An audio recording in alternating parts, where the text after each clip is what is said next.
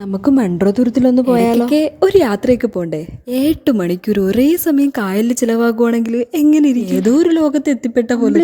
ചെറിയൊരു ടൂർ ഉണ്ടെന്ന് പറഞ്ഞപ്പോഴേ ഒന്നും നോക്കിയില്ല, ഞാനും ഉണ്ണിയും കൂടെ ചാടി. കണ്ടൽക്കാടിന്റെ ഭംഗി ആസ്വദിച്ചിടുന്ന സമയത്ത് ഒരു സാധനം കിട്ടി. നല്ല കപ്പയും കൊടംപുളി ഇട്ട് വെച്ച നല്ല ഇടിവെട്ടും മീൻകറിയും. പൊന്നെ, ഒരു രക്ഷയൊന്നും തെറ്റിയ നേരെ വെള്ളത്തിലോട്ടായിരിക്കും. ഇനി നമ്മൾ പോകുന്നത് മൺട്രോതുരത്തിലേക്കാണേ.